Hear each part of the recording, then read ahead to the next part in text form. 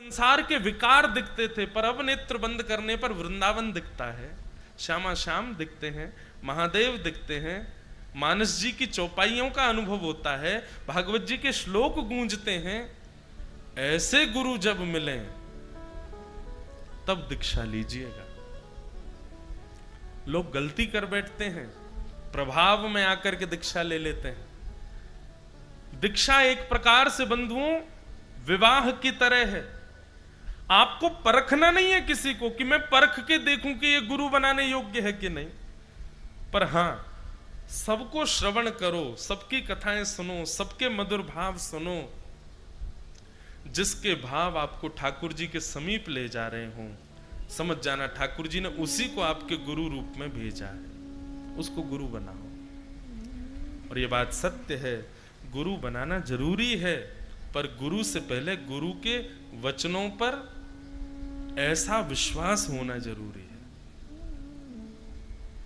जब लगे कि हां अब मिल गए मुझे मेरे गुरु। शास्त्र तो, हमारे पूर्वाचार्य तो ऐसा भी कहते हैं कि आपको खोजना नहीं पड़ेगा, आप तो केवल सत्संग करते रहो, गुरु अपने आप आपको खोज लेगा। बस फिर जीवन भर के लिए हो जाइएगा उसी के अनुरक्त। सूरदास जी का चरित्र आता है। सूरदास जी भविष्य बोलते थे लोगों का, मतलब सूरदास जी के पास नेत्र नहीं थे, पर सूरदास जी के पास कोई भी जाता था और जाकर के बैठता था, कुछ भी पूछता था तो सूरदास जी बता देते थे।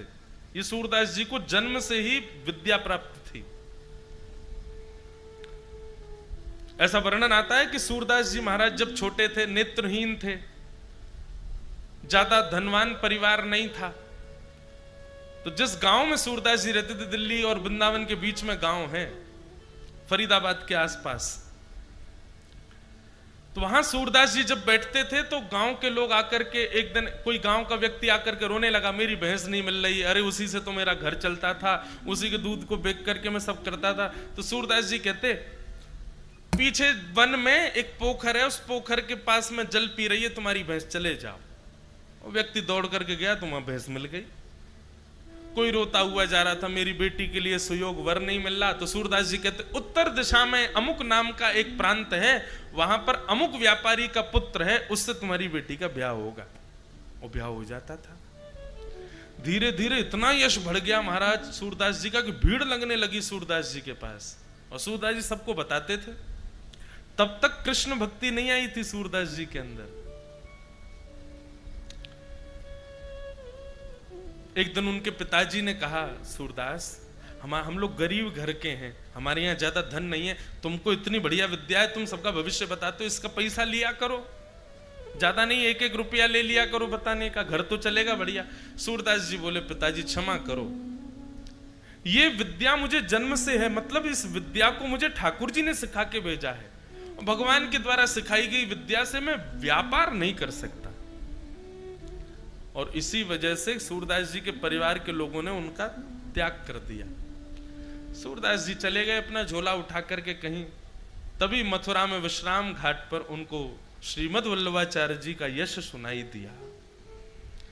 जो सूरदास सबको उनका भविष्य बताते थे, लेकिन आज सूरदास जी ने जब भगवत चर्चा श्रीमद् वल्लभाचार्य जी से सुनी, तो सूरदास जी के चित्त में यह बात आने लगी कि मैं दूसरों का भविष्य बताता हूं, दूसरों के आगे जीवन में कैसे क्या कार्य होंगे ये सब बताता हूं, अपनी विद्या का इतने दिनों से ऐसा दुरुपयोग कर रहा हूं संसार के लिए।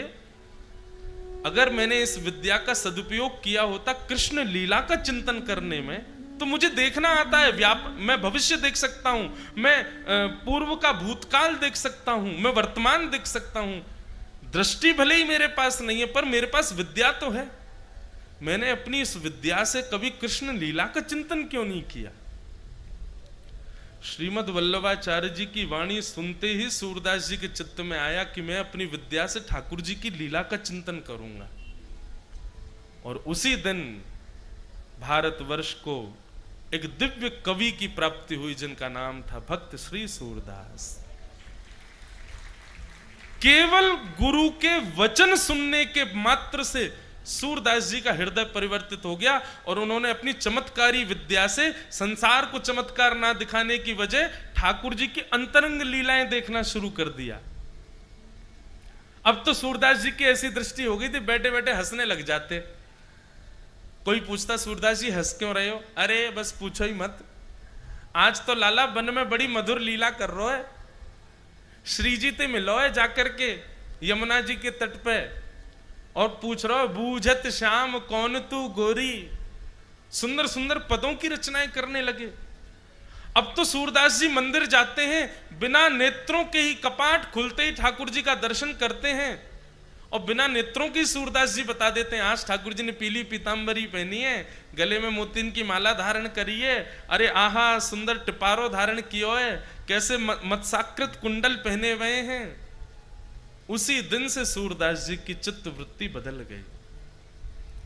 सूरदास जी से किसी ने कहा, हे सूरदास, आपके पास नेत्र नहीं है फिर भी आप भगवत यश कैसे गा देते हो? तब सूरदास कहते हैं, भरोसो दृढ़ इन चरणन केरो, श्री वल्लभ नख चंद्र छटा बिन, श्री वल्लभ नख चंद्र छटा बिन, सब जग माही अधेरो,